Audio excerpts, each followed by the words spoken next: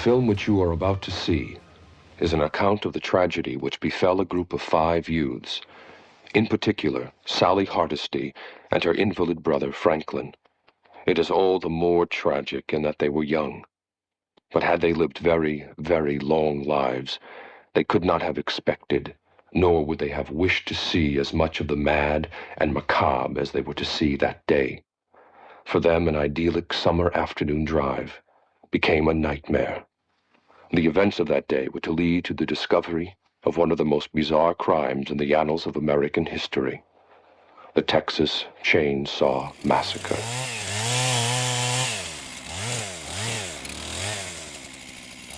What's up, everybody? I am your host, an unhinged hitchhiker who loves torture, finger painting with blood, bashing cows and people in the head, and taking photos of strangers.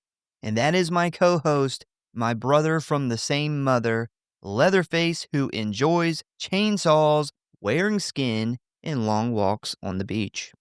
And welcome to the Grindhouse Syndicate, where today we talk about probably the most famous Grindhouse film to ever be loaded into a projector, and one of the most legendary horror films to ever grace our screens, Tobe Hooper's The Texas Chainsaw Massacre from 1974. Man, we have been sitting on this movie for a while now. We are finally here. We've talked about doing this movie probably every season, I think. And we've always been kind of holding out. This is like an episode I really wanted like a good amount of time to research it and put it together because it has so much history. And when I started to get into it this week, I realized that there was no way to like fit it all into just this 2-hour episode. There's just way more than I even realized. So, I highly recommend you guys look into the history of this film for yourself. There's a lot of interesting stuff.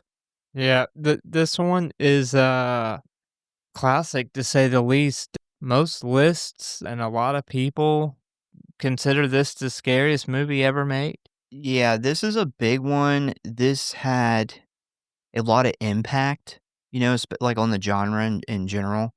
When I started doing my research, I realized, I came across the fact that this was before John Carpenter's Halloween. A lot of people give Halloween the credit for really amplifying the popularity of slashers, but this came out first. Yeah, this was a much, much more guttural, raw movie. I equate to the same feeling that I get when I watch the original Last House on the Left.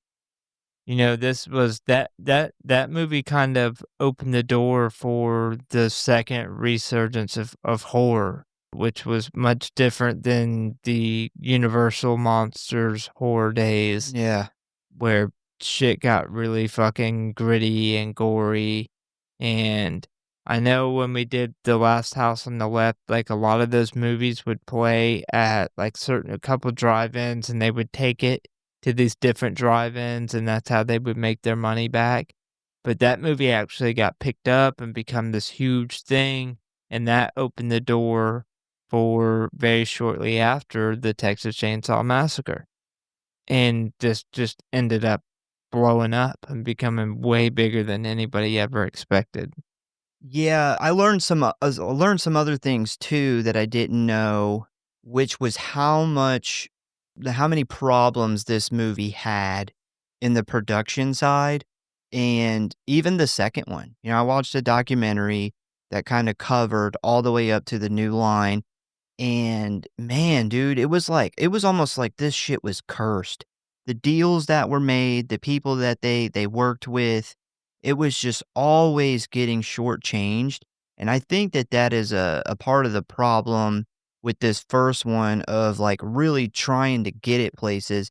I don't cover it a ton. I do talk about it a little bit in the production part of this episode.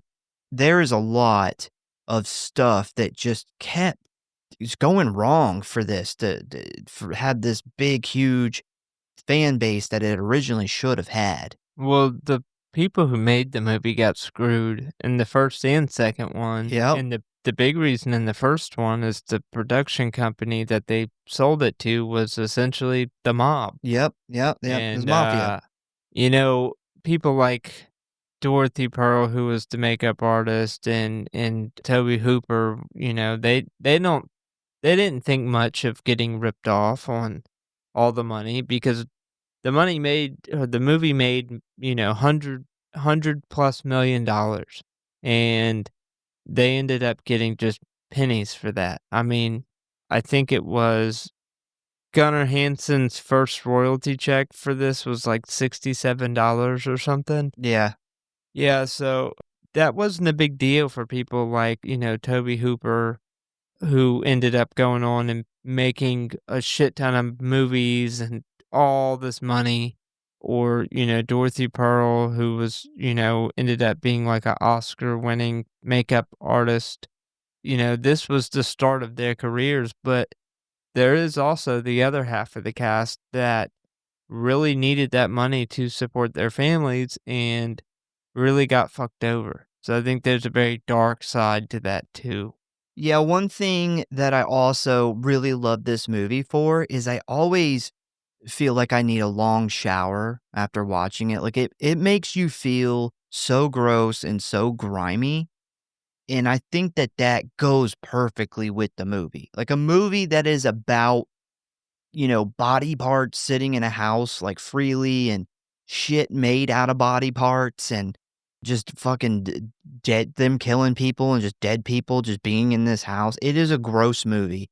If you look back at the actual filming of the movie, it was really gross like that in real life.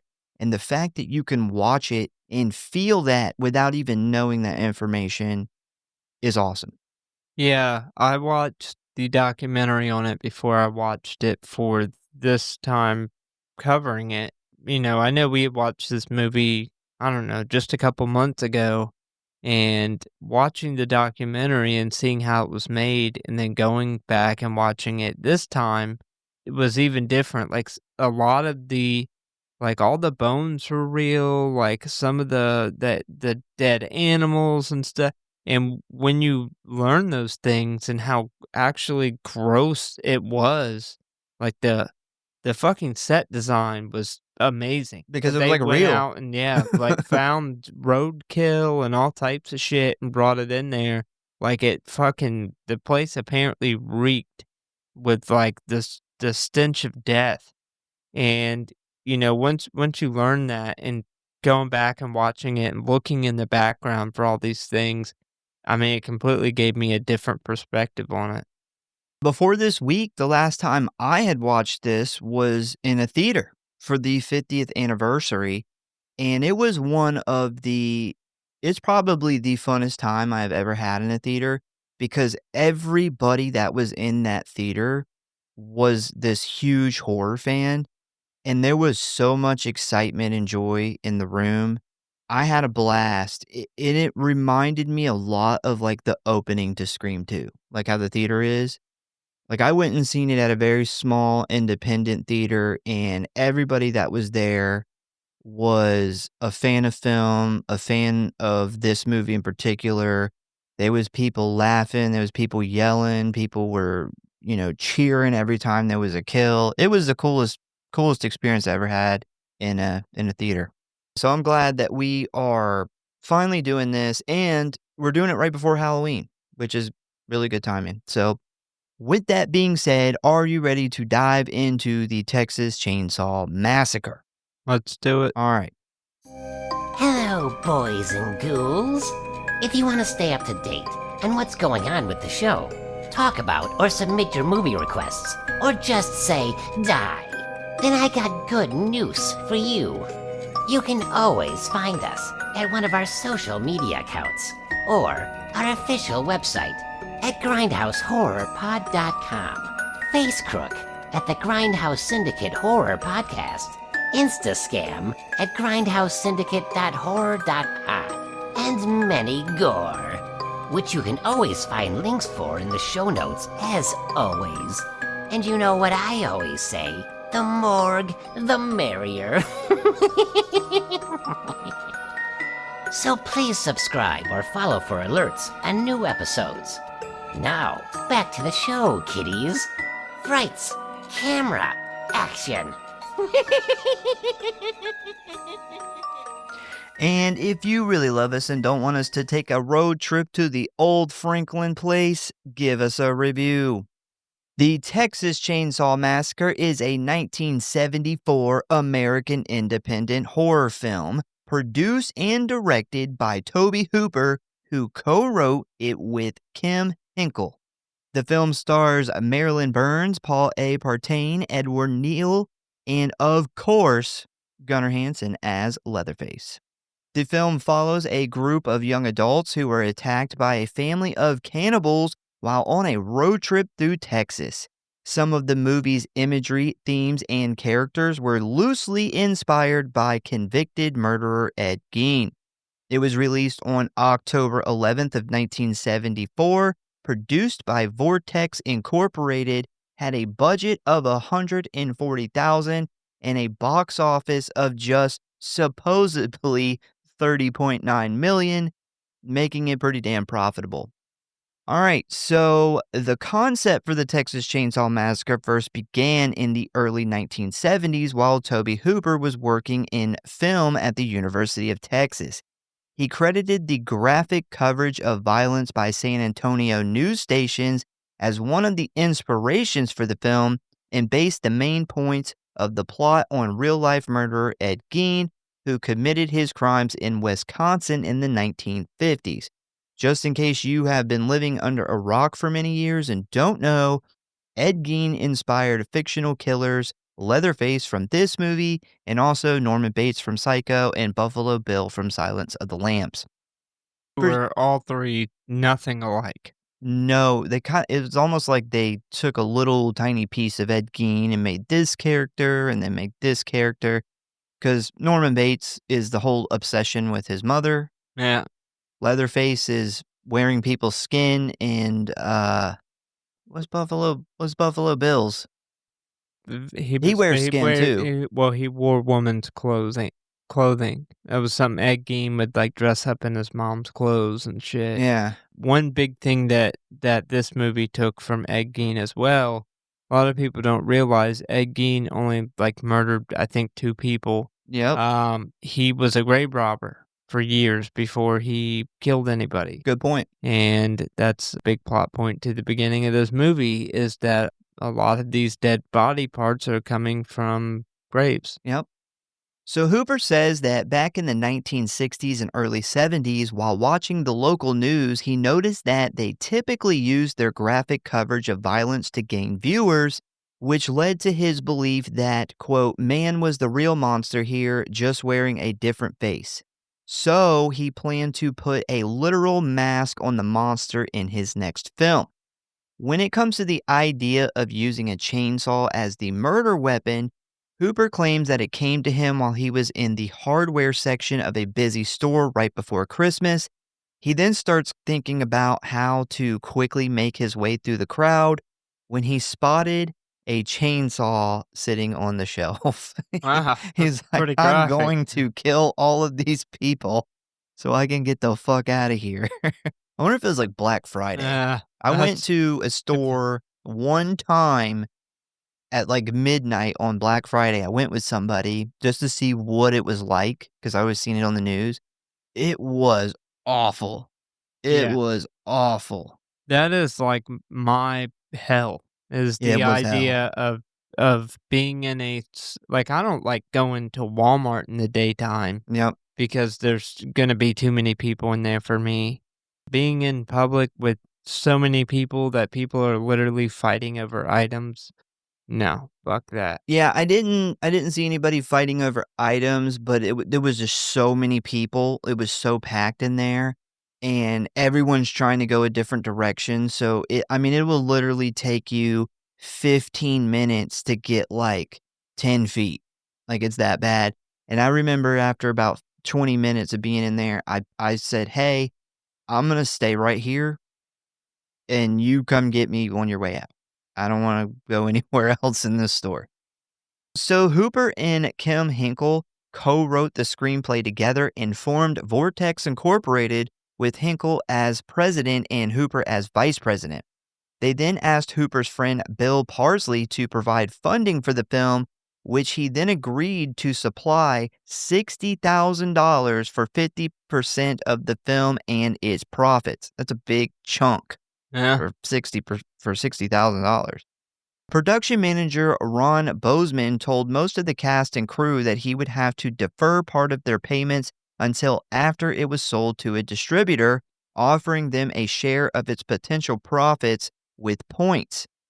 But he did not tell them that Vortex only owned 50%, which means their points were only worth half of the assumed value, which of course led to huge problems later on, leading to a lawsuit and a settlement, with most of the cast and crew not getting full payment until New Line bought the rights in the 90s. Yeah. That's crazy. Before filming began, Icelandic American actor Gunnar Hansen was selected for the role of Leatherface, who he regarded as having an intellectual disability and having never learned to speak properly. To research his character in preparation for his role, Hansen visited a special needs school and watched how the students moved and spoke. Primary filming began in an early 1900s farmhouse located on Quick Hill Road near Round Rock, Texas in July, where the temperatures peaked at 110 degrees. The crew filmed 7 days a week, up to 16 hours a day in the Texas heat, which made the production more difficult and exhausting. The film was shot on a 16mm camera with fine-grain, low-speed commercial film that required considerably more light than modern cameras. This was done to save money and maximize camera mobility rather than shooting on the standard theatrical 35mm format of the time. That makes sense because most of this movie's daylight, but in the nighttime scene, I find it really hard to see. It is really dark.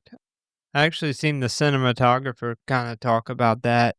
He was relatively new and just happened to get a call from Tobe Hooper right after getting out of college, and I have no idea. I don't think he even knows how Tobe Hooper found out about him. He had only did a few things, but he mentions how dark some of the Yeah. scenes are, and it's because he said he was learning a lot as they were doing the movie. Like, his knowledge went up like 1,000% throughout doing this movie because it was the first time he had ever did a full-length movie. Interesting enough, he is the same cinematographer that they got for the 2003 remake. Yeah. I don't knock him too much on him, learning, because it's also the film and the camera they're using. Like, the film specifically is really not good with dark shots. And I watched the updated version and it was still dark. I mean, it's better than what I remember seeing before, but it's still really dark. Yeah, it definitely still dark in some of the nighttime scenes. It's funny because he said he got a call, like his goal was he was gonna be doing like feature length films by 35, and he was like 23 at the time. Yeah. And because he had been told in film school how hard of an industry it was to get into. And he literally at like 23 got a call from Tobe Hooper, and Tobe Hooper's like, yeah, I figure you're the best in the state of Texas. I want you to do this Wow. movie. So, he took that as like, holy shit. But in reality, it was probably more Tobe Hooper was thinking he's probably the cheapest And in the state of Texas. I'm desperate. Yeah. So in the house where most of the filming took place was filled with furniture constructed from animal bones and a latex material used to give the appearance of human skin. The crew covered its walls with droplets of animal blood obtained from a local slaughterhouse. Art director Robert A. Burns drove around the countryside and collected the remains of cattle and other animals in various stages of decomposition. So there was actual dead, rotting corpses of animals in this house where they're filming this movie. That Well, is fucking mind-blowing. So Dorothy Pearl knew a veterinarian she was good friends with, and they would put like dogs and cats down, and they would essentially burn them in this big pit, and she talked them into letting her take a bunch of them for the movie, and she herself injected them with formaldehyde Yeah, to keep to try them to keep yeah. them from rotting, and at one point accidentally stabbed herself and injected a little bit of formaldehyde in her leg, which apparently caused quite the freak out. Yeah, I did read about that happening. I didn't know who had done it, though. They didn't name the actual Yeah, crew member. she was the art director. She was also responsible for a lot of the human-like bones because she knew another guy who worked at a zoo, and they had monkey bones from monkeys that had passed away. All the zookeepers that got Mhm. eaten, they just keep their bones as evidence, It and was you could take them. I was like, "God damn, this lady, Yeah. like, got the hookup on dead animals." Dead shit. Once filming was completed, the production soon exceeded its original $60,000 budget during editing, forcing Hooper to look for other financing. A film production group, Pie in the Sky, provided $23,000 in exchange for 19% of Hooper's company Vortex, which brought Hinkle, Hooper, and the rest of the cast and crew down to only 40.5% stake in the film's profits. And remember, the cast and crew didn't even know this.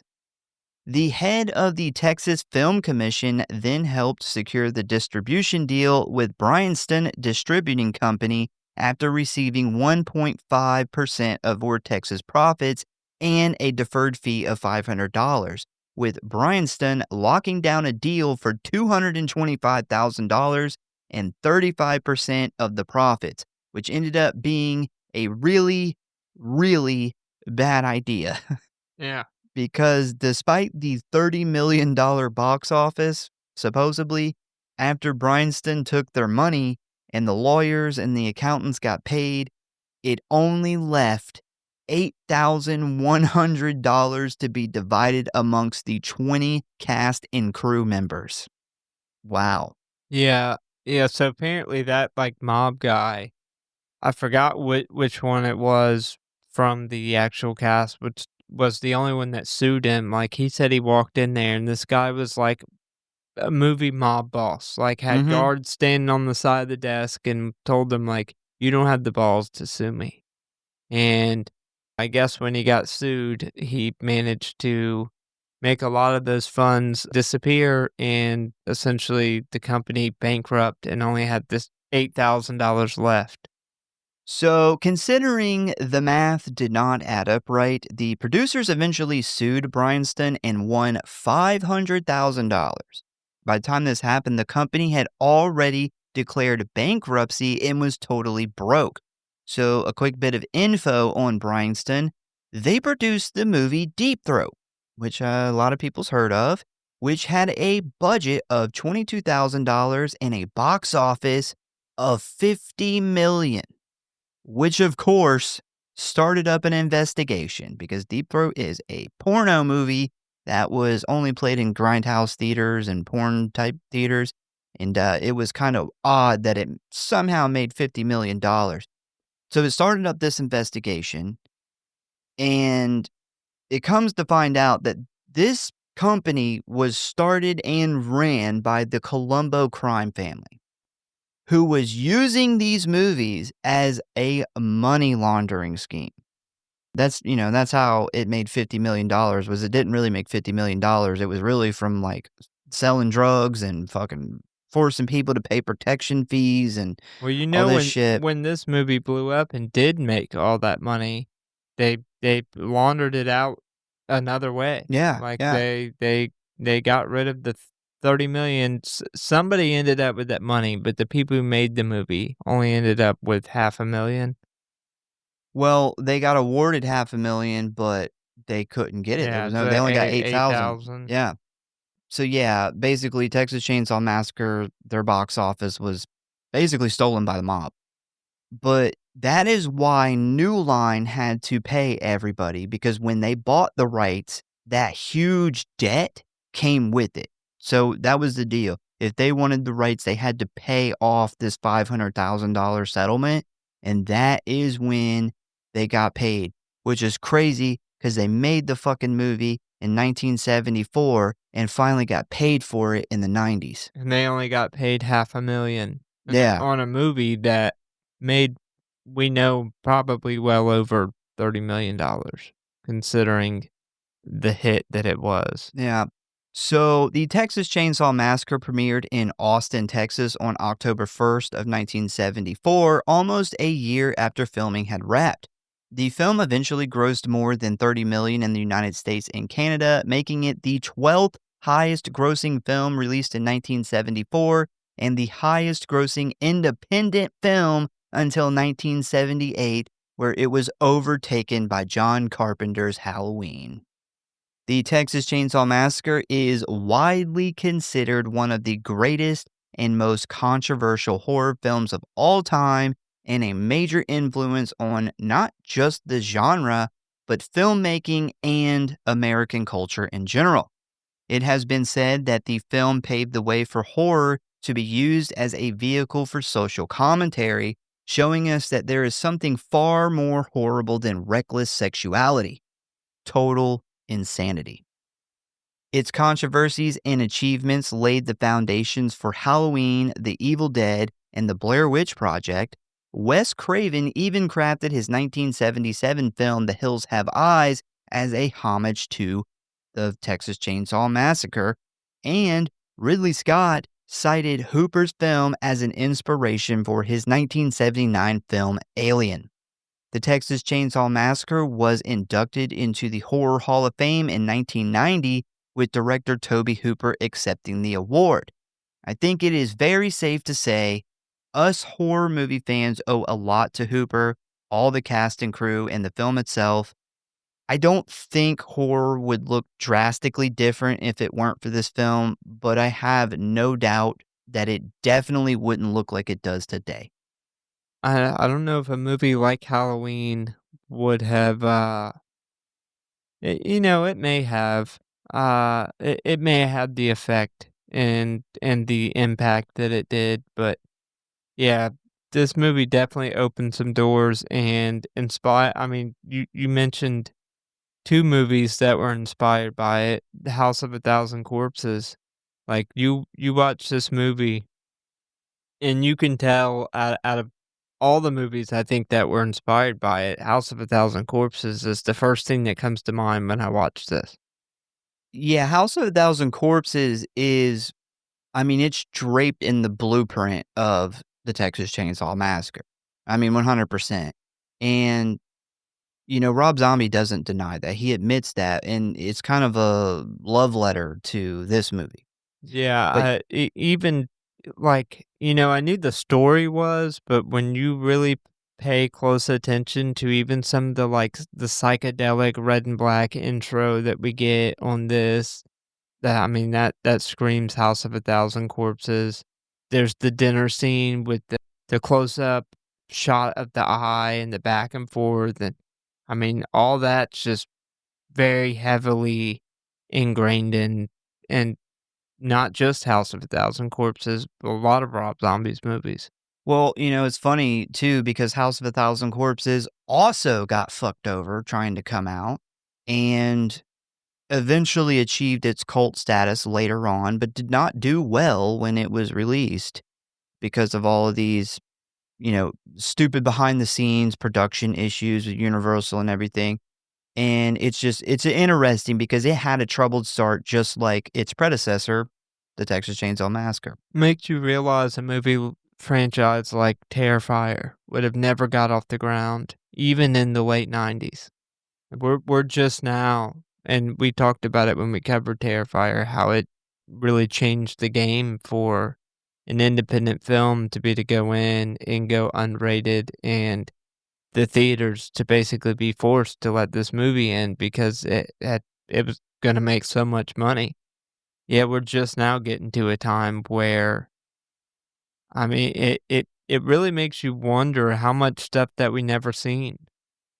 You know, another thing is like considering that Halloween had not come out yet, this must have been wild to fucking go to the theater and see. I mean, slashers weren't a thing yet. And you go and you see this movie with this chainsaw guy who's wearing skin, murdering, these young adults or teenagers, whatever they are. That was like a new idea at the time, which is wild. Like, I'm sure there is some movie out there that kind of did it first. There, it always is, but this was a huge, at least here in the US, like this was a huge slasher. This was a big one. This was a new idea for most people, and I can see why it made the impact that it made. Well, and a lot of the people who worked on the movie credit The Last House on the Left because before then it was movies like this were very much they never seen the theaters. Yeah. They were literally grindhouse theaters that they went around and showed the picture to.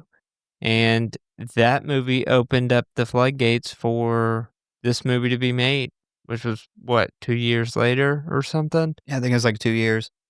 There is a lot of information on it being banned and not being shown for other countries. I didn't cover that because there's a lot. There is a ton. It did not do well in other countries. A lot of countries banned it. I think it took 10 years for the UK Yeah. to show it. Yeah, I did see, oh man, I can't remember. I want to say it was like Australia or something. It didn't hit theaters until like 2020 something. It was for the first time ever in theaters. So God, that's crazy. there's a lot there. So if you're interested, go look up that information. Pretty much every other country hated it, banned it, wouldn't let you see it. So yeah. All right, so ratings, Rotten Tom, 84%. IMDb gave it a 7.4 out of 10. Letterboxd, 3.8 out of 5. Like, these guys don't like anything. Just quit adding the letterbox. God, man. Google. Everything's like 3 points. Even bad movies somehow end up like a 3 out of 5. And the Google average audience rating is in my opinion, disappointing 3.9 out of 5. Rotten Tomatoes is very interesting that they gave this a 84. The independent bump. They gave they gave House of a Thousand Corpses, which didn't get the independent bump because it was backed by Universal, but it was like 17%? Oh yeah, it was like 19, I think. 19. Yeah. It makes you wonder if this same exact movie didn't exist and came out today. Like, what do you think Rotten Tomatoes would give it? Like a 19. Yeah. If you would like to watch this movie, you can currently find it damn near anywhere. As of right now, it is streaming on Tubi, Pluto TV, Plex, Amazon Prime, Peacock, Netflix, YouTube, Fandango, and Apple TV. We actually recently talked about how Netflix is never in this list, but it finally made it. Finally Netflix streaming a good horror movie. All right, are you ready to dive into the plot of Texas Chainsaw Massacre? Let's do it. All right, so we start off with a black screen where we get the legendary narration that says, "The film which you are about to see is an account of the tragedy which befell a group of 5 youths. In particular, Sally Hardesty and her invalid brother," that's a funny way to say that, "invalid brother, Franklin. It is all the more tragic in that they were young.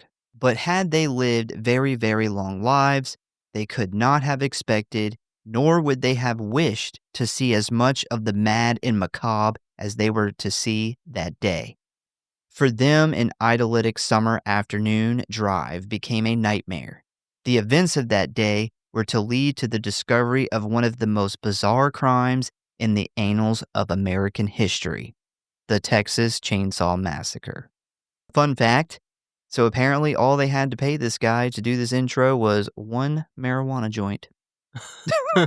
Yeah, I didn't put the guy's name in here. I forgot to put his name in here, but he actually went on to have quite a famous career. Wow. But yeah, they just had to, doing voice work, I guess? yeah. So But yeah, paid him. all started paid him a with week. that one joint. One joint. So after that, we then get a few flashes of some decaying human body parts, followed by a radio news broadcast that tells us about some local grave robbing that has been going on. The most recent incident occurred last night with someone finding the remains of a badly decomposed body wired to a large monument. So basically, a dead body was posed for all to see like an art exhibit, which is fucking creepy looking. We also find out that at least 12 graves were robbed last night, with the thief only taking parts of the bodies, leaving most of it behind. Since this was discovered this morning, many of the town's residents have flocked to the cemetery looking to check in on the graves of their family members, fearing that parts of their loved ones have gone missing. If I went to the cemetery in the morning just to, visit my loved one's grave, and I seen this fucking body set up like this, I would shit my pants. It looks good. Like, it is a very good looking prop. Like, it is very fucking freaky. Yeah, for the budget that they were working on, yeah. I mean, even if they had $100 million budget, it wouldn't look much better than No, this. no, absolutely not. So after that, we then meet our main group of characters who are on a road trip driving through Texas. Which, by the way, the van, this movie was so cheap. The van belonged to the sound guy. Yeah. Yeah, they only had 2 vans and they had to pick, like, which one are we going to use for equipment? Which ones are we going to use for the movie? And they picked the bigger one for the movie.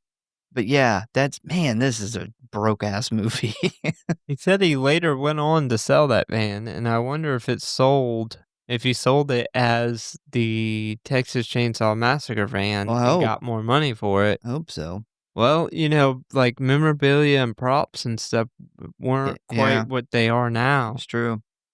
So first we have Sally Hardesty, who is just your average kind of girl next door type, and she is also our final girl in this film. Next, we have Franklin, Sally's brother, who is very whiny and stuck in a wheelchair because his legs are like Gen Z and they just don't work. Which, I'm kidding. Is millennial humor. I don't think we have any Gen Z listeners anyway, but just in case. According to YouTube, no. Yeah. Also, apparently, Paul Bertain, who plays Franklin, he is a method actor. And he stayed in character the whole time, which literally drove everybody nuts during filming. His constant complaining was so bad that Gunnar Hansen couldn't wait to do his kill scene so they could get him off the set. Yeah. Yeah. Yeah, they all said that their scenes being aggravated with him were real. Didn't have to do much acting. Yeah.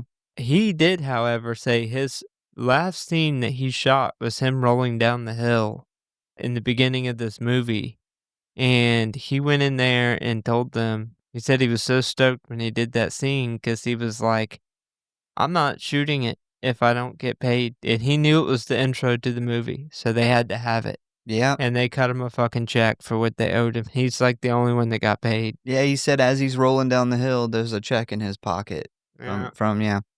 So after that, we then have Kirk and Pam, who are a pretty nice couple. They're really into astrology and stuff like that. And finally, we have Jerry, the hippie dressing driver. This guy dresses 100% like he is going to the disco.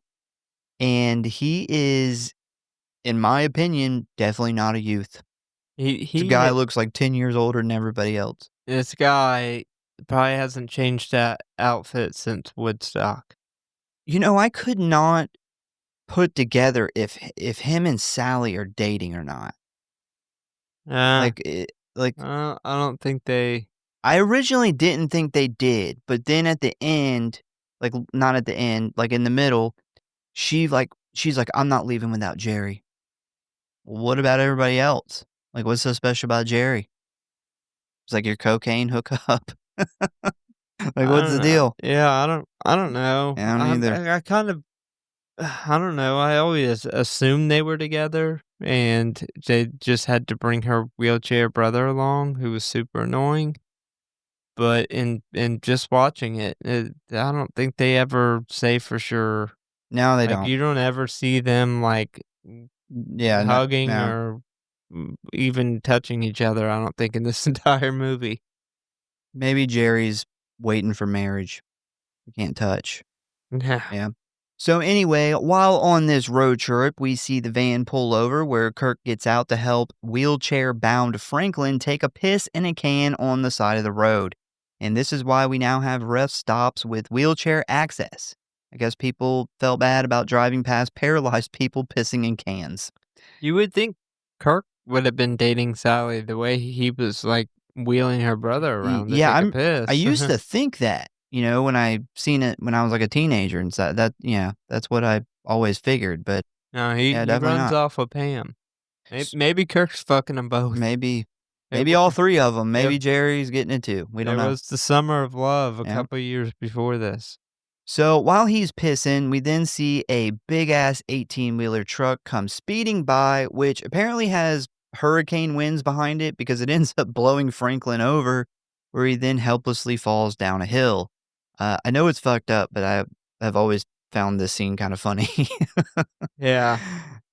So Mainly because of fucking just how annoying this guy is. So after that, we then see the group load back up into the van and continue on the road towards their destination. When Franklin is sitting there complaining about the heat, that's 100% me. Oh, God. I don't know, man. This guy's, like, profusely sweating. Like, everybody else is pretty normal. And I get, like, it was probably pretty fucking hot while they were filming this. But this dude is, like, they had to been spraying him down. It's like he's got heating pads in that fucking wheelchair. I cannot stand to be hot, like extremely hot, and every time I am, the only way I can somewhat cool myself off is to bitch about it. I hate it. Yeah, watching this, like, the whole van road trip scenes makes me think that taking a road trip back then was awful if you had to drive through a place like Texas. Definitely, I wouldn't take any road trips in the summer, that's for sure. So next we see the van pull up to a very populated cemetery in order for Sally to check on her grandfather's grave. Because if you remember the radio broadcast, everyone is rushing to the cemetery to see if their dead family members' graves were robbed. This scene's always been kind of weird to me because it kind of looks like they're almost having like a party or a cookout.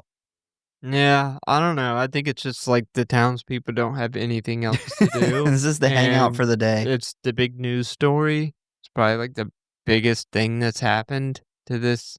I mean, probably like the next biggest town's news people were there because this town doesn't have a news station. They don't even have a police station. Yeah, so this was like probably the first time that there's been anything interesting going on around here in a long time.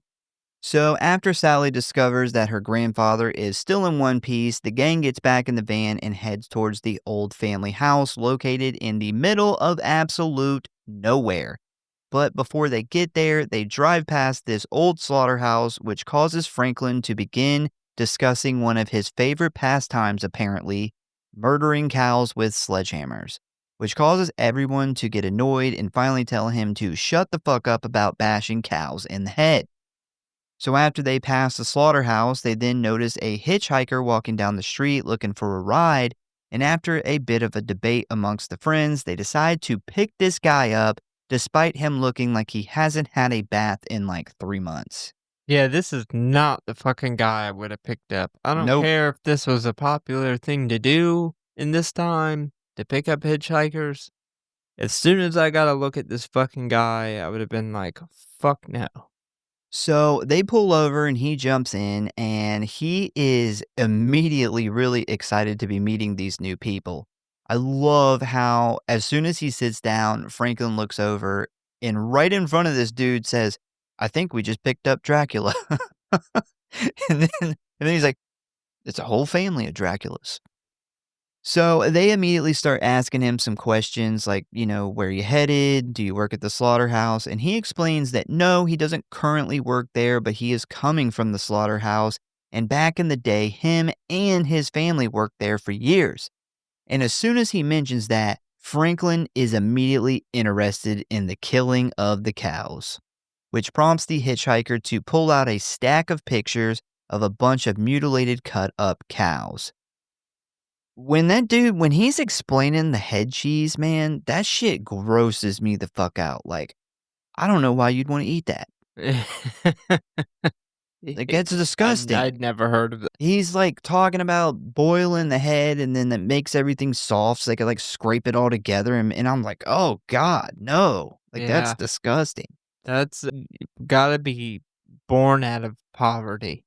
Like, whoever did that for the first time, It's desperate. yeah, that's like a definitely born out of poverty thing to try. Like, they boiled everything but the tongue and just mushed it together in a potted brain meat. Yeah. So, despite how much fun the hitchhiker and Franklin are having talking about dead animals, the rest of the gang gets pretty grossed out and demands they change the subject. And when they do this, the man then notices Franklin's pocket knife, which he snatches away and uses to slowly slice open his own hand. Now, the group is horrified by this, prompting Kirk to tell the man to give the knife back to Franklin and chill the fuck out, which he does right before he pulls out his own knife out of his sock and displays it to the group like show and tell, making the group feel even more uncomfortable. After the hitchhiker reads the room and realizes that everyone's freaked out, he puts the knife up and pulls out his camera where he snaps a picture of Franklin. After the picture prints, he then hands it over to Franklin, who informs everyone that the picture didn't come out good. But despite the bad quality, the hitchhiker immediately demands $2 for the photo, which in 2025 money would be about $13. What is hilarious about this is that they do this in Egypt to try to scam tourists all the time. They learned So, it from this movie. I literally watched a video on a guy who went to Egypt, and he was talking about how you got to watch out for the people outside the pyramids because they do this very thing. They like insist on taking your picture for free, and then once they take it, they demand you pay them money. There's all types of like scams just like that. Yeah. So after he demands the money, the whole group is basically like, fuck no, dude. Like, no one's paying you $2. Like, you're crazy. Which, of course, pisses the hitchhiker off, causing him to pull out some aluminum foil, place the picture in the middle, pour some gunpowder on it, and set it on fire. This causes everybody to freak out, where they all start screaming and demanding he get the fuck out of the van and walk the rest of the way. And right as Jerry starts to pull over, the man grabs Franklin's arm and slices it with his razor blade, causing even more pandemonium. The van quickly rolls to a stop on the side of the road as Kirk opens the door and pushes the man out, slamming the door shut behind him, and as they drive off, the hitchhiker smears blood on the side and kicks the rear fender. The whole time this is going on, Franklin's losing his shit. Like, he would 100% have like PTSD from this. Like, he's freaking the fuck out. You know, I find it funny this guy like pulls the knife out and slices his hand open, and the whole time all this whole thing's going on, nobody is telling Jerry what's going on. No, I thought Like, about that he's too. just up there driving, like nothing is happening. Yeah. He has no idea. No clue. So maybe he's like high on shrooms or something. So No, you wouldn't think you would have the high on shrooms guy driving. It was the 70s. So after all this, Jerry then notices that they need some gas when they suddenly notice a gas station / barbecue restaurant coming up, which they stop at. As they sit at the pumps, the owner comes out and quickly informs the gang that his gas pumps are completely empty and doesn't expect another delivery until tonight or possibly tomorrow. You know, when I was a kid, I've never told you this, when I was a kid, I used to wonder if the guy who washes the windshield was Leatherface, so that is Mask. Because you don't ever see Leatherface's face in the movie. And I'm like, well, obviously they're all this family, so does he work at this gas station? Like, is this supposed to be what he looks like without his... Yeah, that lasted till about 14, and then I put together, like, he's not big enough. No, definitely not the same stature. Yeah, so after he tells them this, He goes to head back inside when they suddenly stop him and ask if he knows where the old Franklin place is, to which the guy says, yeah, it's right up the road, but they should stay away because people around these parts don't like strangers poking around and just might kill them. Which is interesting because despite it being a completely different house, it is in fact what happens. Well, I used to like my first time watching this, I thought that he was just the world's nicest harbinger, but he's one of the family members. Yeah. He's literally.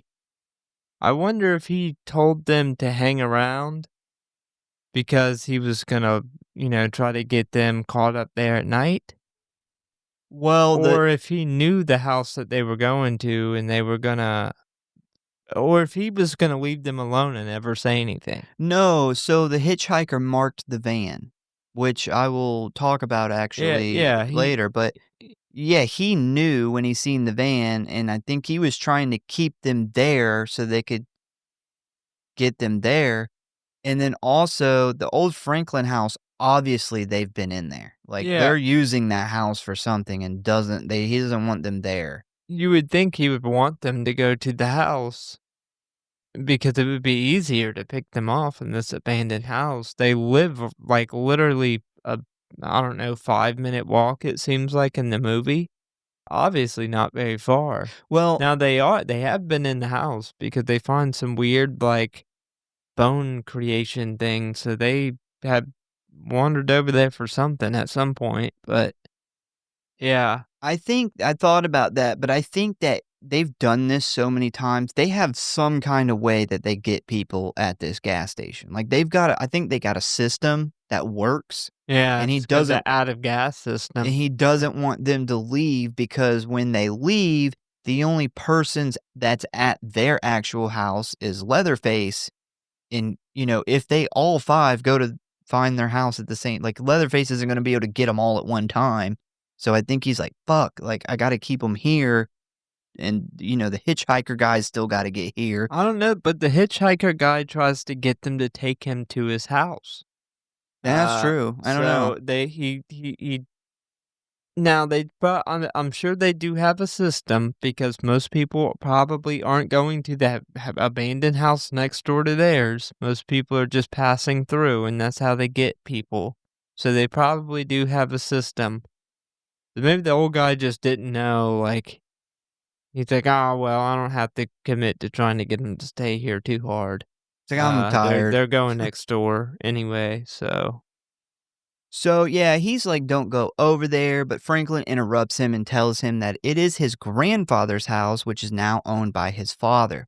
The guy's like, "Okay, well, you should stay here and have some barbecue while you wait for the gas truck to show up," which is very odd considering he was just trying to get them to leave. So after this, the group declines the man's offer, hops in the back of the van, and head towards the old house to hang out, have some fun, and do a little swimming. So you can actually visit this very gas station in real life. It is named the gas station, and it is located in Bastrop, Texas. It was bought by a huge Texas chainsaw fan who restored it to look like it does in the movie and is now a tourist attraction and restaurant where you can eat barbecue, buy horror movie merchandise, and even stay the night in one of their cabins. I've seen some videos of it. It is super cool, and it's basically like a little Texas Chainsaw Museum.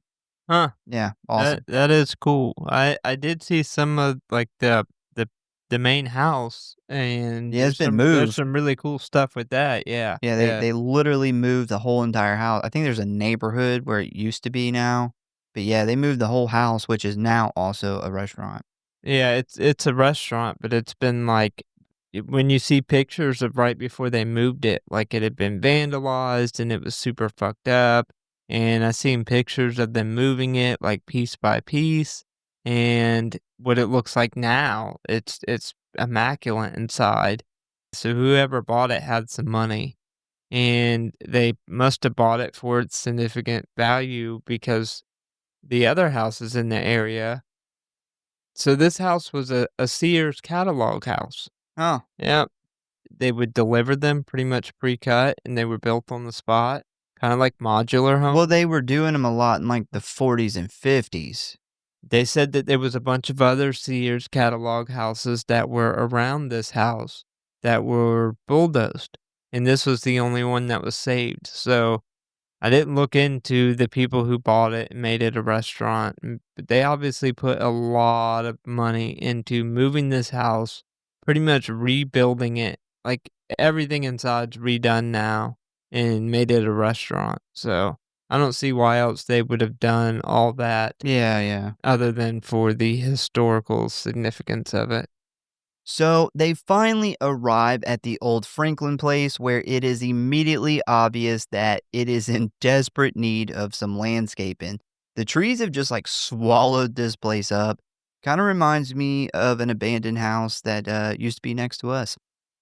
So they get to this house and it's not in good shape. It is falling apart. Most of the windows are busted out. The inside has now become very weathered and damaged. But despite this, the group seems to be in pretty good spirits and determined to have a good time. Except Franklin, who is still very freaked out about the incident with the hitchhiker and continuously is worried that the crazy man will find them and hurt them. By the way, they just like left him out here and now he's like struggling to wheel himself through the dirt and tall grass. Well, What a bunch of assholes. Well, no, they were trying to. I think Kirk was trying to wheel him in. He wanted to like look for his knife or something, Well, Kirk, and he's like, "Well, wheel yourself in." yeah, well, Kirk didn't. He lasted a whole 5 seconds before he said, "You know what? You can do it yourself." Well, after being in a van with this guy for God knows how long, I would have probably been like, "Wheel your fucking self in too." So, after a bit of exploring in the old house, Pam and Kirk decide that they are going to head down to the old trail to do some swimming in the pond, while Sally and Jerry hang out upstairs, leaving Franklin alone in the living room where he quickly discovers some animal bones set up like a shrine. So, there are a lot of animal bones in this movie, which, like we said earlier, 100% real. Someone in the production personally knew a local veterinarian who provided the bones for free. It's funny because they didn't use the real bones to make the movie like scarier or anything like that. It was because this movie was so fucking low budget, man. They did not have money for fake bones, which is Yeah, crazy. they literally the different ways that they would get the bones. Like she knew the vet guy, which is how they got a lot of the like cat and dog bodies. She knew, I think, somebody through a zoo, and it's how they got access to a lot of the bones, which is primarily like the monkey bones, which was resembled human bones the most. But they would also go out to these farms, and back then, I guess, when the cows got sick, they would just kill them, or if the body died, instead of having it paying to have it hauled off, they would just put it in a corner of a field somewhere and let it die. And these corners would kind of become the area where they would dump the bodies off. And they would go to farms and like have them, you know, let them go in and take whatever bones. They also would go out and like look for roadkill and look for fucking dead bones on the side of the road. Like the amount of time they went into to finding dead animal bodies and Yeah. bones, I feel like it was like half of the movie. Dude, Was they them just looking for dead shit. they at one point came across a dead horse in that opening scene where you see the dead armadillo on the road. That was originally going to be a dead horse.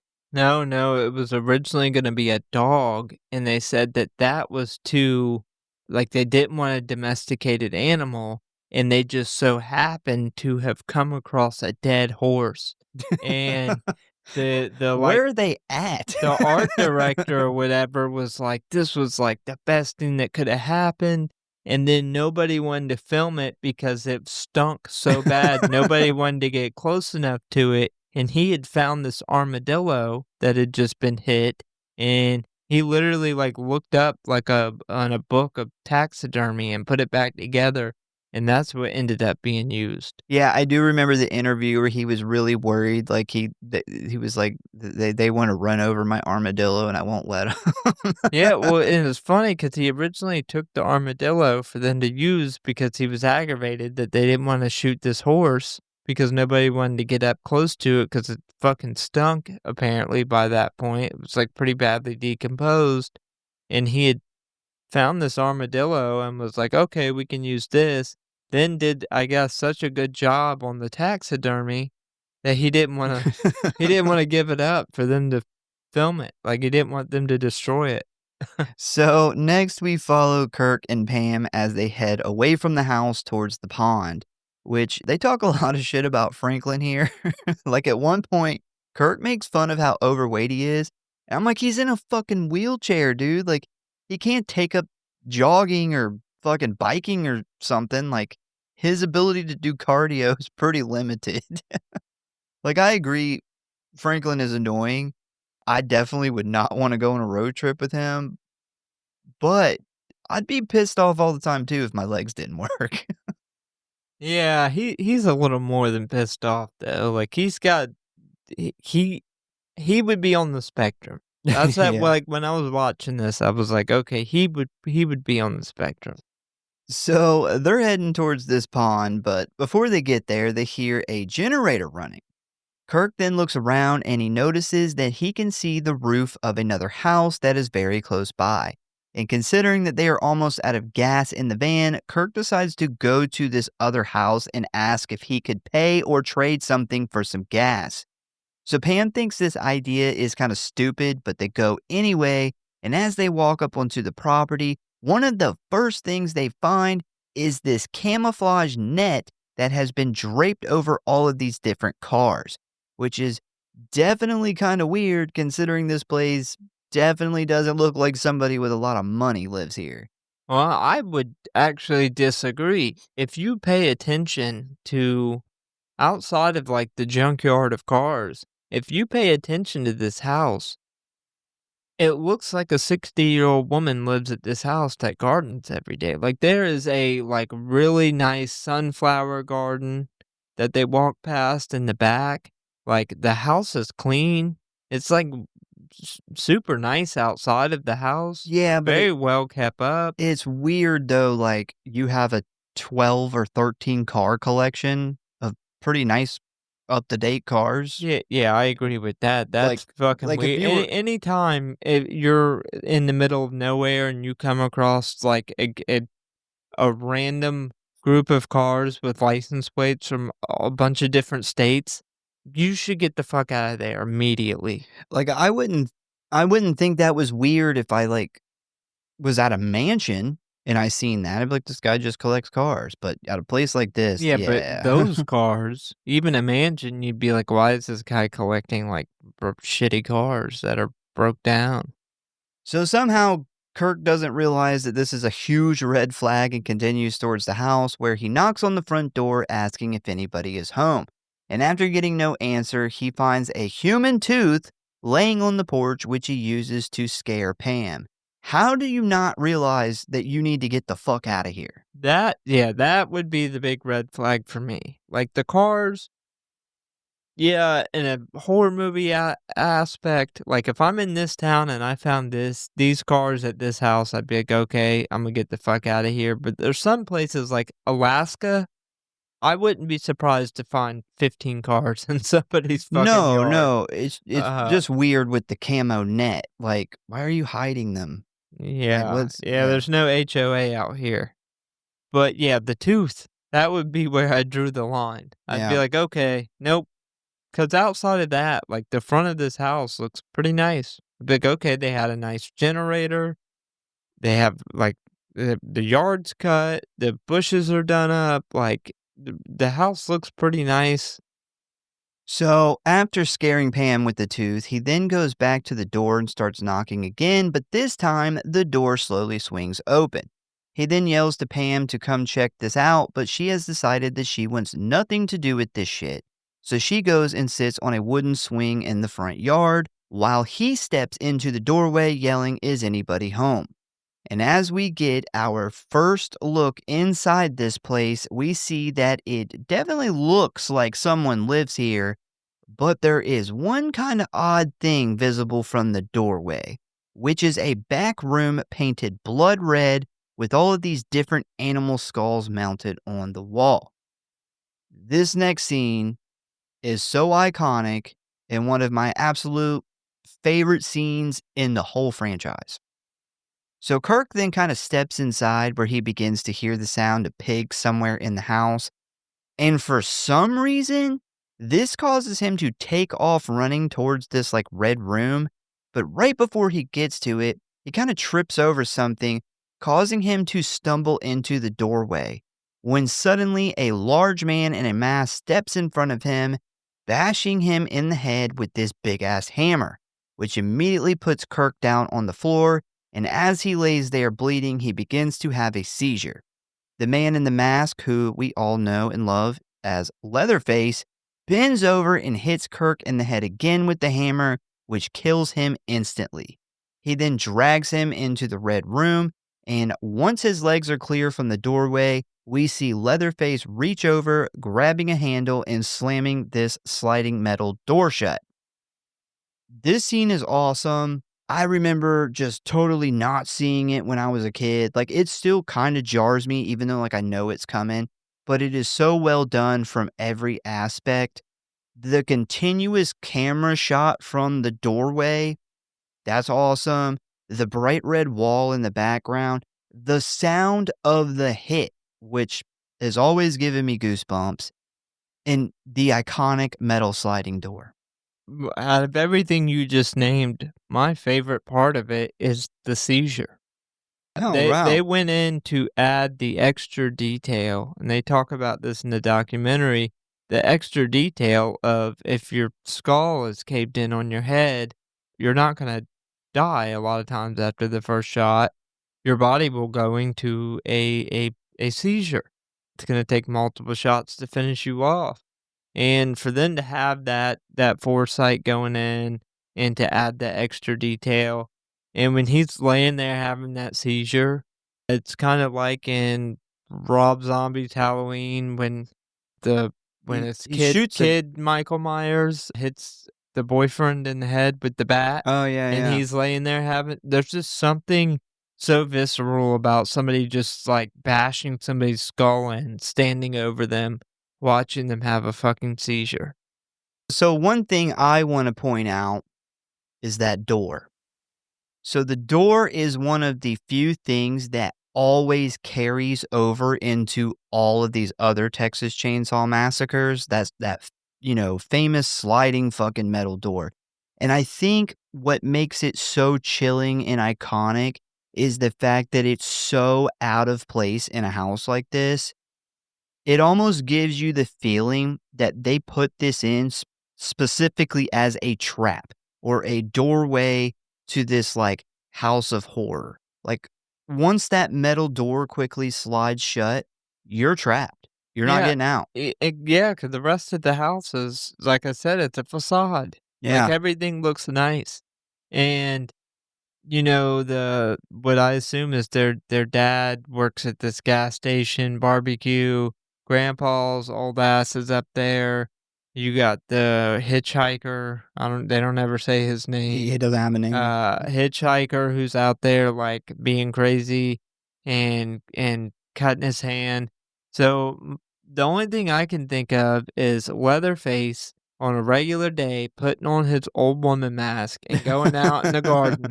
Probably. And doing the garden and trimming the bushes, 'cause there ain't nobody else there doing it. Yeah. So this all happens without Pam even really realizing it, which I timed this whole kill. From the moment he ran towards the room until Leatherface slams the door is 20 seconds. That's very fast. Yeah, I love how just unexpected and quick it is. Yeah, I And, love this kill.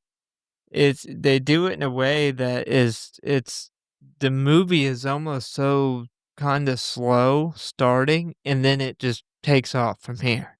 Yeah, this is a great kill and super quick. Like, this guy knows what he's doing. But Pam doesn't notice much except for the fact that she doesn't see Kirk standing in the doorway any longer.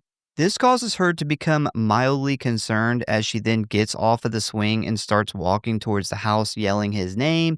And this is where we get that iconic shot of Pam getting off of the swing and walking across the front yard as the camera sits behind her low to the ground, following close behind, which many consider to be the best shot of the movie, which almost didn't happen.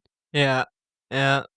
So Tobe Hooper had to actually fight to get this shot in because they were out of money, they were way past their filming schedule, and apparently the producers said, no, we're done, and even made some threats, but Hooper shot that shit anyway, which thank God he did, because this is one of the most recognizable shots of the whole film. So it's the cinematographer's idea. He came up with it because he had the sleds for the camera, and he talked about it in a separate interview I watched, and he took it to Tobe Hooper, and Tobe Hooper was like, that's fucking genius. Like, we have to shoot that. And then, of course, like you said, they shot it down, and Tobe Hooper was like, fuck no. This is my movie. Like, you guys may be the producers, but I'm directing this movie right now, and we're going to fucking shoot it. And they shot it. Yeah, what makes the shot just so iconic is you have this girl who has no fucking idea what is going on or what is about to go on, and she's walking up to the house, and the way that the camera is angled, it makes this really nice looking house very ominous. Like, you as a viewer knows what goes on inside that house, and that's when it becomes like a really scary house. So Pam walks up to the front door, calling out Kirk's name, but getting no response, which prompts her to head inside and look for him. But as she ventures into the back of the house, she begins to hear some chains rattling, which definitely piques her curiosity. So she ends up coming to this room that doesn't have a door. It just has like this black curtain, and she bursts through this curtain where she trips and falls on the ground. And as she looks around, she is horrified. She spots a live chicken in a cage, feathers all over the floor, human bones all over the place, including a femur, a jawbone, and a human foot. And as the camera zooms out from the foot, we see that it is a part of something so much more grotesque, which is a fucking bench made out of human bones. Yeah, and there is actually like a couple pieces of furniture that's made out of, and that's what I was talking about when I said going back and watching this after watching the documentary gave me like a whole different perspective, because there was like the coffee table and this chair. There's like a rocking chair with like a human arm at one point, and all this different stuff. And Tobe Hooper said, I don't know if it was the art director, I don't know what his official name was on it, but he was essentially in charge of like decorating the sets. But he would literally go home after shooting like 16 hours and would show up with this piece of furniture he just made out of like human body parts or actual bones to make look like human body parts. Yeah, it was wild. And, like every day he would show up with something new. So she then looks up where she spots all of these bones hanging from the ceiling like Halloween decorations, including a full human skull. And it just gets worse and worse as the camera starts panning around the room, where we see more furniture decorated in skulls and bones, including a little shrine set up on the mantle. The sight and probably the smell of all this causes Pam to begin to gag as she then jumps up and runs out of the room towards the front door. But right as she enters the main hallway, we see the metal door slide open behind her as Leatherface begins chasing her.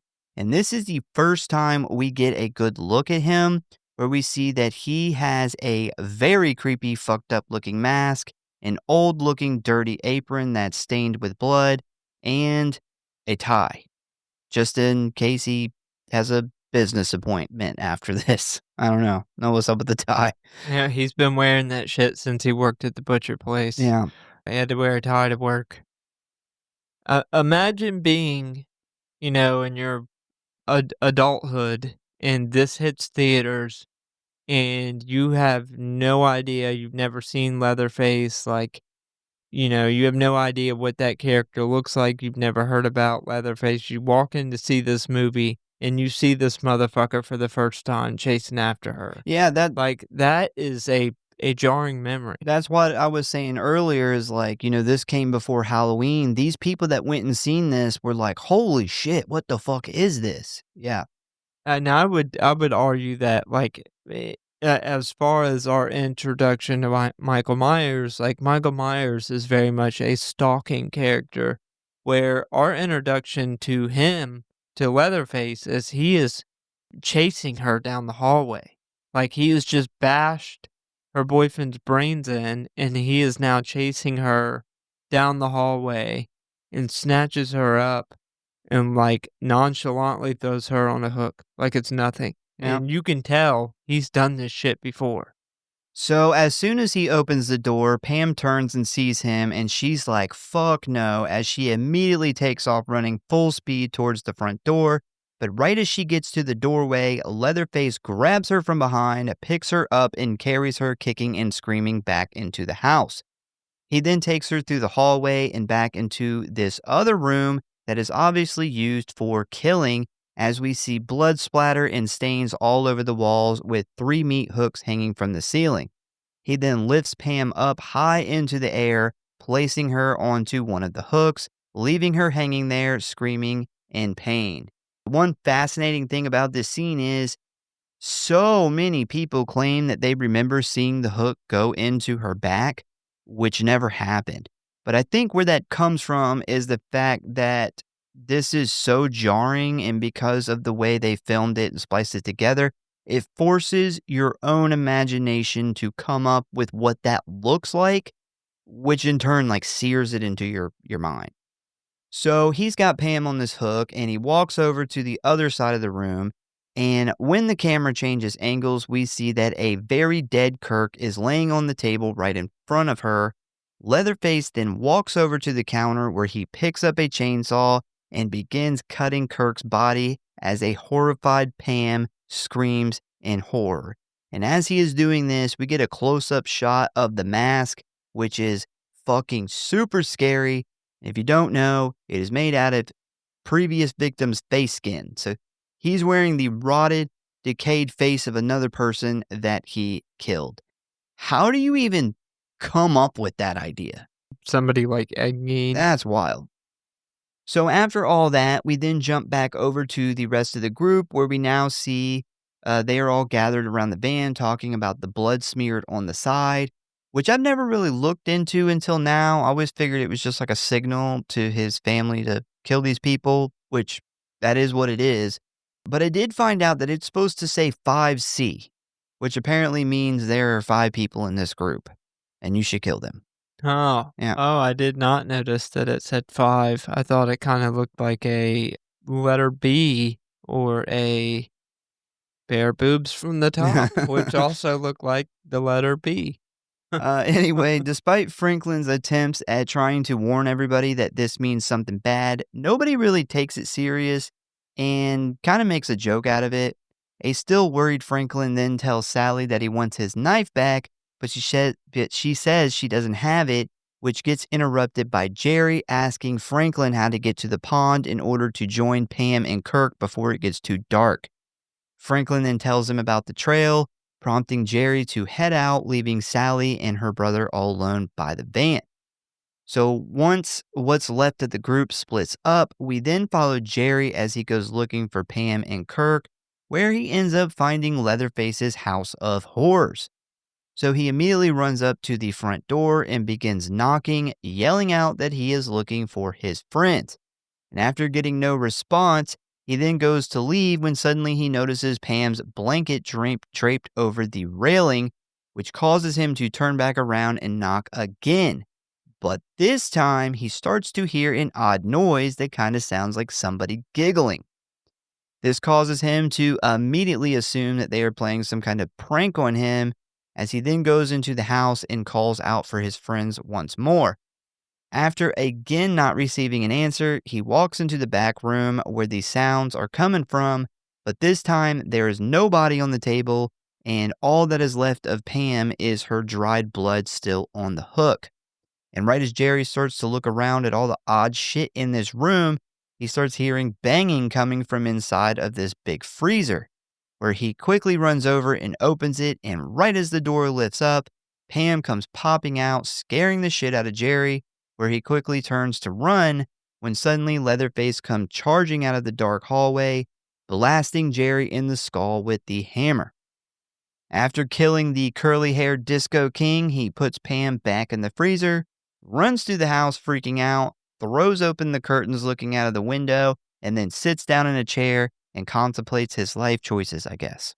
Yeah, so I love how he runs over and looks out the window, and producers actually mentioned this in the documentary of him looking out and being like, where the fuck are all these people coming Yeah. from? Like, he's freaking out. Like, where are all these people coming from? Like, I kill one and another one ends up in my house. And that goes to tell me that their killing is normally a lot more organized than this. Like, he's kind of panicking because he doesn't know what's going on right now. So back at the van, we see it is now pitch black dark, and Sally and Franklin are freaking out thinking that their friends are lost. And Franklin is, of course, extremely concerned about what this means. Sally then says that if they aren't back soon, that they're going to have to go look for them. But Franklin does not support this idea, saying that instead they should go to the gas station to get help. But Sally says, fuck no, she is not leaving here without Jerry, which she didn't mention Pam or Kirk, so she doesn't care about them. Not to mention, they don't really have the gas to drive back to a gas station that doesn't have any gas. So after a few minutes, Sally demands the flashlight, telling her brother that she's going to go look for her friends, but Franklin says hell no, that he is going to honk the horn again, and if they don't show up, they should just go get help. I personally think Paul Pertain does an amazing job playing a scared, helpless person here. Like, his fear is very childlike, and it's almost like he's like a scared little kid. And he is trying to protect himself and his sister to the point where, even though he's typically a passive person, he is forced to become assertive and tell Sally no, like she can't go look for him because they're leaving. Yeah, I love Sally for one pacing in front of the van too. As such a realistic reaction in this situation where you're kind of like, what the fuck do you do? Like, if you're in this situation, do you stay and hope they come back, or do you go out looking? And then with that, do you split up? Does one stay behind? Like, to split up would be obviously the worst of ideas with you being the last two left. But, you know, if they come back and you're both out looking, then now you're the lost ones. And then if you both stay and they don't show up, then you're fucked. So I could see a lot of pacing going on. Also, he plays such a good character. Like, you can tell they're always getting mad at him. The way he's acting towards his sister, like, even when she is mad, he's just very apologetic. And he's like, okay, then I'm going with you. You could tell he's scared to death to be left alone at this place. He does an amazing job at playing scared. Yeah, this dude absolutely, for as annoying of a character as it is, he does a really good job in this particular scene, being horrified about the idea of being left at this place alone. So yeah, Franklin's like, I'll honk the horn, and if they don't show up in a couple minutes, we're fucking out of here. But as he goes over to the driver's side of the van, he discovers that Jerry took the keys with him, meaning that they are fucked. And this sends Franklin into a full-blown panic as he begins yelling at Sally and honking the horn over and over again. So Sally immediately runs over and pulls Franklin away from the horn, where she then attempts to physically take the flashlight from him, but he's not giving it up that easy, prompting them to then fight over it. While they scuffle, Franklin gives in and agrees to go with her to look for the rest of the group, But Sally says no because she can't push him up and down the hills and the rough terrain. After a couple of minutes of this, Sally finally gives up and says she will just go without the flashlight, storming off, leaving Franklin behind, where he quickly starts to follow her because despite how much he doesn't want to head into the dark woods, the thought of being totally alone in the middle of nowhere scares him to death. I feel really bad for Franklin here. Like, he's so fucking scared. I have sympathy for him. Imagine being haunted in a wheelchair, too. Like, you're going into the dark woods. You got three of your group is now missing, and as we know, dead. And you're going into the dark woods where you can't even run if some shit happens. So I see, like, his fear of not wanting to be left alone and his fear of not wanting to go in these woods. And he kind of gets pulled between which one does he fear less. And obviously, he chose to go with her. Yeah, she's leaving him behind, and he's like trying so fucking hard to get that wheelchair to go to catch up with her. Like, he is fucking terrified to even be 10 feet behind her.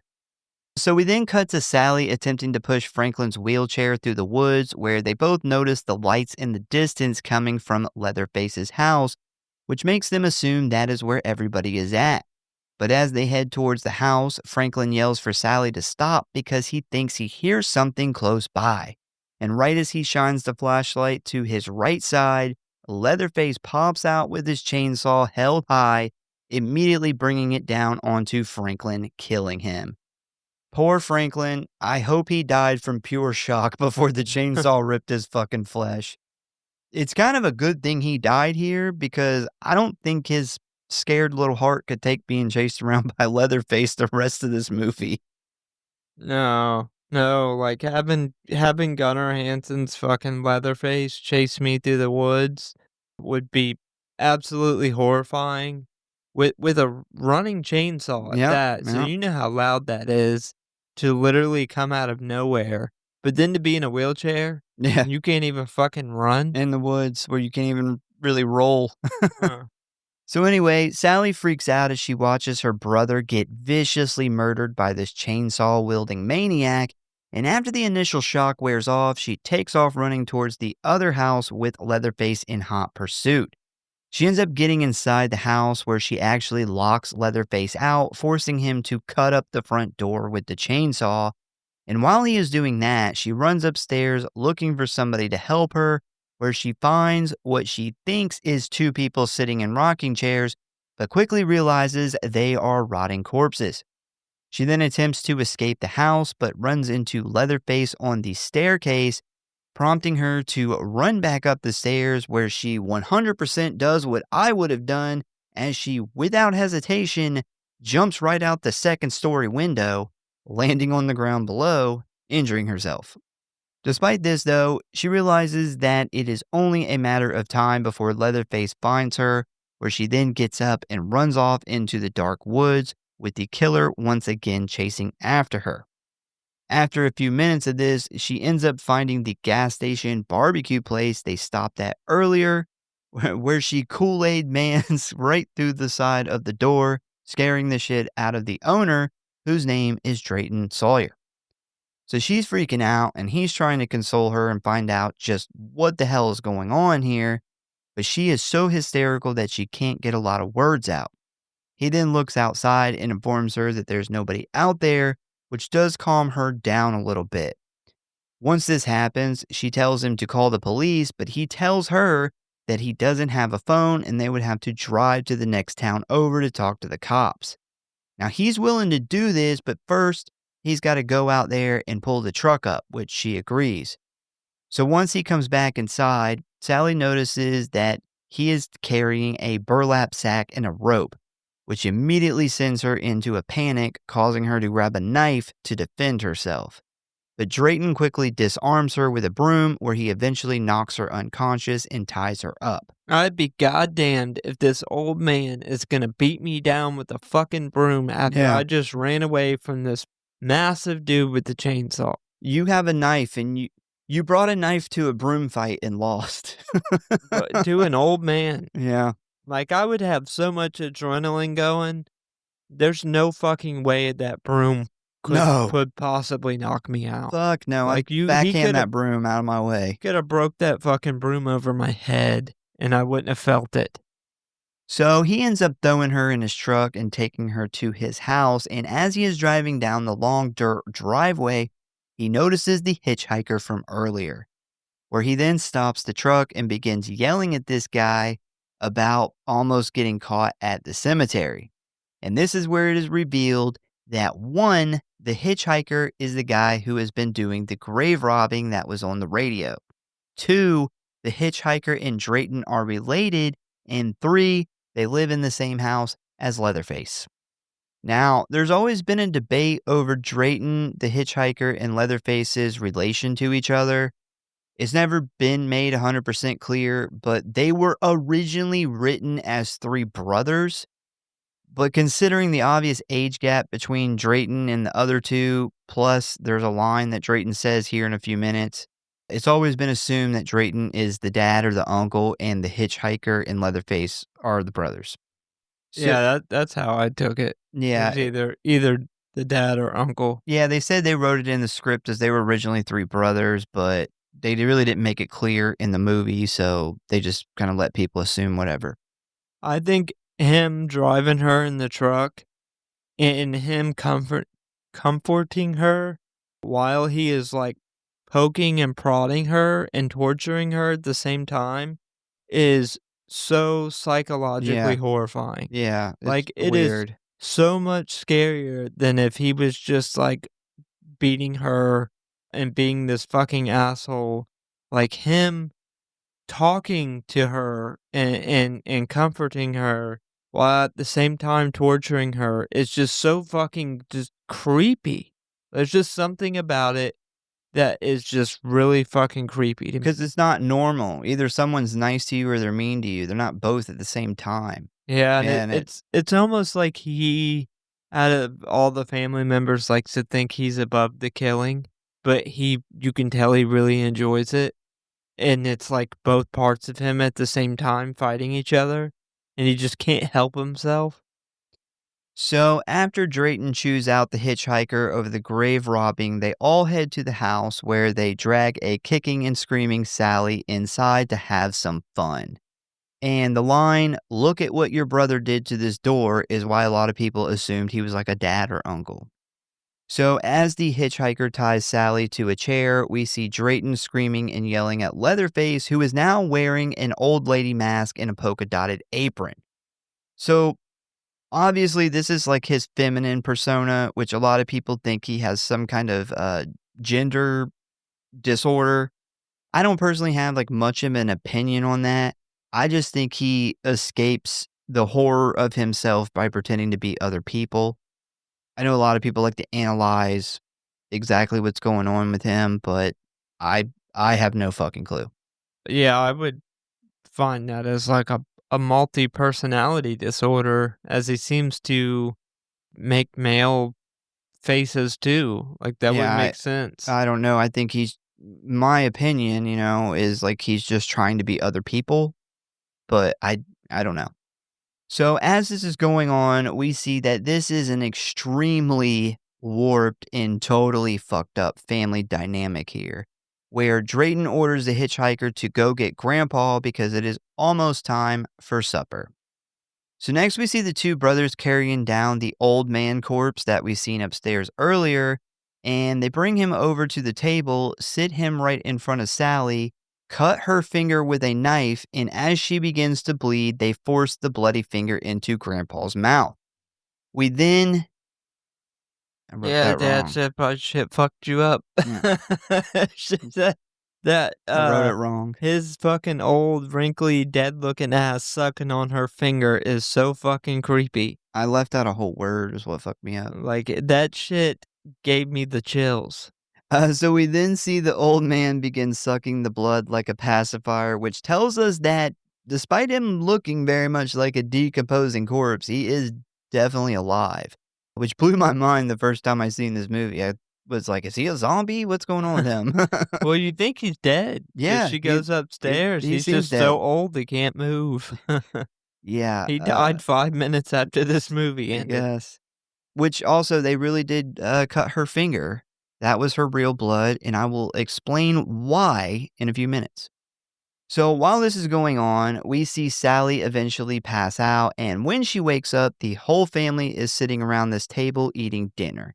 And once again, we see that Leatherface has changed outfits as he is now wearing a dark, tattered suit and tie with a younger woman's face on, decorated in makeup. Sally, overwhelmed with fear, then starts crying and begging them to stop, but of course, these crazy fuckers find her suffering hilarious and continue to mess with her. Now, before we go any further, let's talk about the filming of this dinner scene, because apparently it was absolute hell. So, it was actually broad daylight outside when they filmed this, and the house had no air conditioning. This meant that they had to have blackout curtains for the windows, which only made the house hotter, causing the temperature inside to sometimes reach 120 degrees. And this caused a ton of issues, including all of the real animal corpses starting to quickly decompose, drastically amplifying the smell of rotten meat. And because the windows are all covered up, there's no place for the stench to go, causing a lot of crew members to go outside and puke. And to make matters worse, because the production was so low budget, Leatherface only had one costume that had been dyed a different color, meaning they couldn't wash it, and Gunnar Hansen had been constantly sweating buckets in this outfit for the last 4 weeks in the scorching Texas heat. Now, the biggest problem here was the grandpa makeup took 5 whole hours to apply, and actor John Duggan informed Tobe Hooper that he better get all the shots he needed with him now because he refused to go through the 5-hour process again, plus it was extremely hot in all of the latex makeup. This forced the cast and crew to film this whole thing in one day, which lasted a total of 26 hours. The smell of death and decay, plus weeks of built-up human body odor mixed with extreme heat and exhaustion, pushed the cast to the breaking point, with Edwin Neal, who played the hitchhiker, saying it was the worst day of his life, and he had been to Vietnam where people were trying to kill him. Gunnar Hansen said that the mental stress got so bad that the wall between fiction and reality started to crumble, and he actually thought about killing Marilyn Burns right there as the camera rolled. And this is also why they really cut her finger. They're having issues with the blood tube, and they were so hot and frustrated that Gunnar Hansen said, fuck it, and sliced her finger open in order to get the scene over with. Yeah, that's that's pretty bad. That's a lot. I did see a newer interview with the guy who played the hitchhiker, and he said that literally him taking men to the jungles of Vietnam was by far easier than the day of shooting this scene. Like, 26 it was hours. fucking awful. Yeah, that's rough.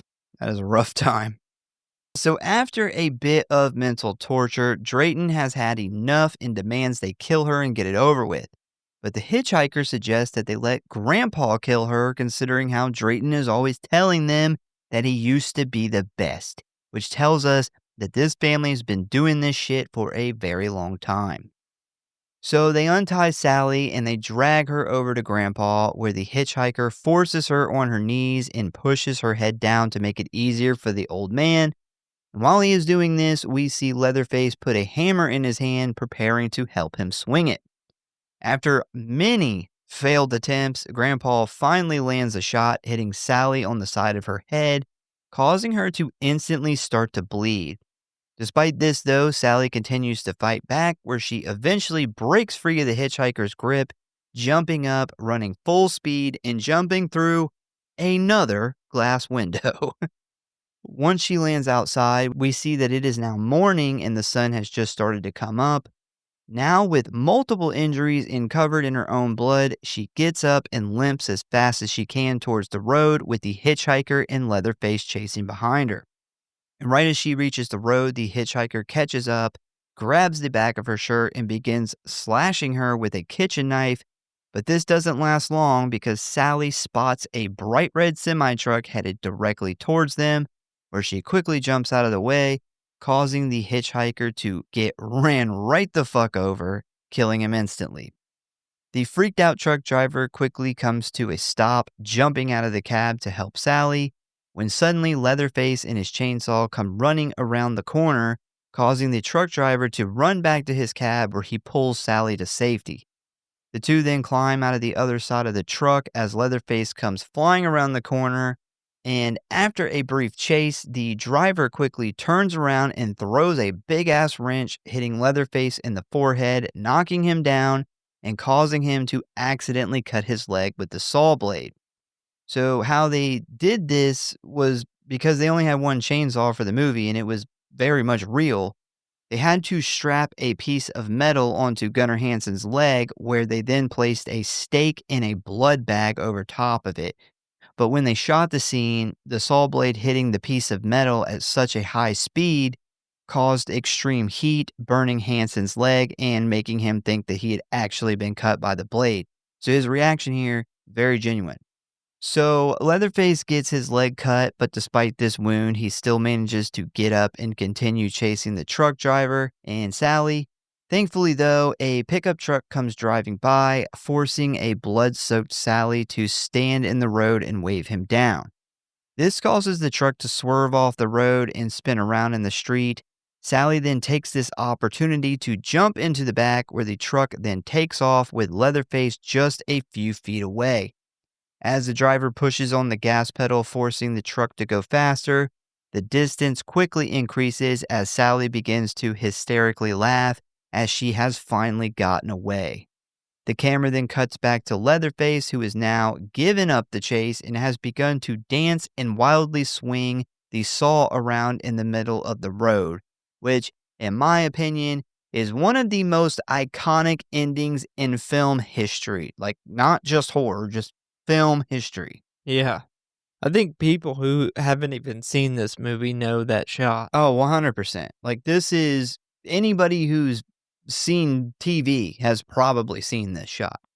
Yeah, I don't get why the truck driver didn't just take off when they were both in the truck. I don't know. But Jerry had his keys. But it is funny how they literally never addressed the truck driver again. He just runs away, and Like, I guess he just keeps running. I don't know. Hopefully Drayton didn't like chase him down and kill him. they're driving the opposite way, so, Yeah. this dude's They on don't- the road. they don't just pick him in up. the middle of nowhere running. They 100% left him. Yeah. But yeah, as we watch him swing and spin around in the road, the screen suddenly goes black, and that is the end of the Texas Chainsaw Massacre. But I just think when she jumps out that window, and at first you see the hitchhiker fucking run out the house after her, and then you hear the chainsaw start up and fucking Leatherface run out the house after him. Like, how horrifying would that be to fucking hear that behind you Yeah. after you just escaped out of that situation? Well, there's also the fact, too, is like, you can possibly fight off one killer. You can't fight off two, especially when one has a fucking chainsaw. You're done. Even if he didn't have a chainsaw, like, he is a big dude compared to a smaller Yeah. female. She may get lucky on the hitchhiker, but she's not fighting off No. Leatherface. Some quick facts. They're kind of short facts because we talked about so much throughout the whole episode. So the soundtrack contains no sound from musical instruments, with the exception of some copyrighted music they had rights to. Instead, they actually use sounds an animal would hear inside of a slaughterhouse, which is really fucking creepy. Marilyn Burns' clothing was so drenched in fake blood that it was virtually solid by the last day of the shoot. Wow. That she said, and she is a fucking trooper for the amount of shit she went through doing this movie and the attitude that she had. Like, she had a very good attitude in the documentary for the amount of stuff that she went through. But she said they shot that final scene and then called her the next day and said, we didn't get it. We have to Yeah. reshoot it. So her reaction there in the truck at the end is very genuine. Yeah, she was extremely just like she had literally lost her mind at this point and just wanted it to be over. Much like the character Sally. Yeah. So despite the name, the Texas Chainsaw Massacre, only one person is killed with a chainsaw, which was poor Franklin.